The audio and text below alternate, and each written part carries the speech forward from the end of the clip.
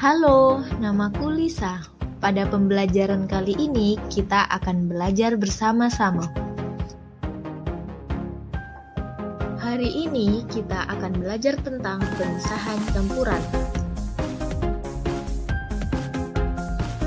Sebelumnya, kita telah belajar tentang campuran.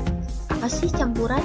Campuran itu adalah gabungan dua zat tunggal atau lebih tanpa menyebabkan terjadinya perubahan kimia. Tahukah kamu bagaimana air yang kita minum setiap hari dikatakan aman untuk dikonsumsi? Atau ketika kita melihat parfum di toko-toko, bagaimana cara kita mengetahui proses di baliknya?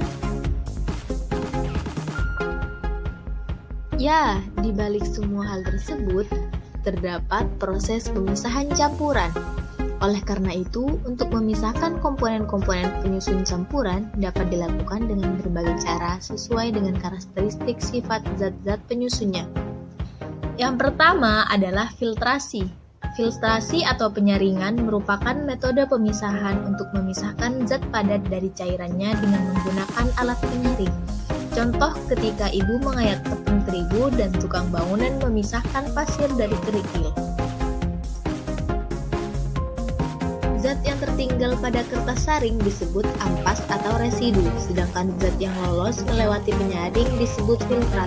Metode ini merupakan metode paling mudah. Pada skala yang lebih besar, metode ini dapat digunakan untuk mencernihkan air. Yang ketiga adalah destilasi atau penyulingan. Destilasi merupakan metode yang didasarkan pada perbedaan titik didih dari zat cair yang bercampur sehingga saat menguap setiap zat akan terpisah. Pemisahan campuran dengan cara ini banyak digunakan di bidang industri dan kehidupan sehari-hari. Contoh pembuatan minyak atsiri, minyak kayu putih, dan penyulingan minyak bumi. Yang ketiga adalah evaporasi atau penguapan. Evaporasi merupakan pemisahan padatan dari suatu larutan dengan cara menguapkan pelarutnya. Pemisahan ini didasarkan pada keadaan bahwa titik didih pelarut lebih rendah dari titik didih zat padat terlarutnya.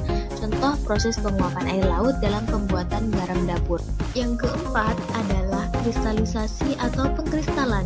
Kristalisasi merupakan metode pemisahan untuk memperoleh zat padat yang larut dalam suatu larutan. Dasar metode ini adalah kelarutan bahan dalam suatu pelarut dan perbedaan titik beku. Contohnya kristalisasi garam dari air laut.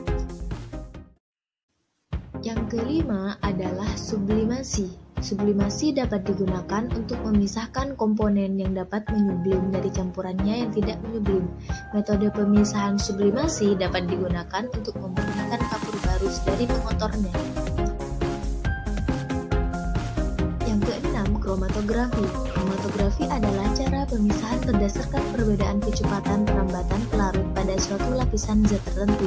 Dasar pemisahan metode ini adalah kelarutan dalam pelarut tertentu, daya absorpsi oleh bahan penyerap, dan volatilitas.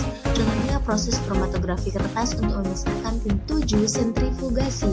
Metode jenis ini sering dilakukan sebagai pengganti filtrasi jika partikel padatan sangat halus dan jumlah campurannya lebih sedikit. Metode sentrifugasi atau pemusingan digunakan secara luas untuk memisahkan sel-sel darah dan sel-sel darah putih dari plasma darah. Yang terakhir adalah ekstraksi.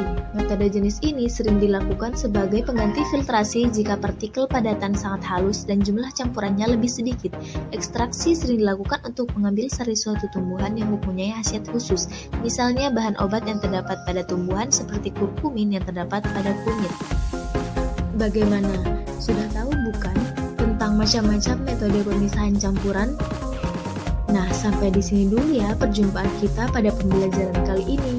Sampai jumpa pada pembelajaran selanjutnya. Jangan lupa belajar, tetap semangat, dan jaga kesehatan.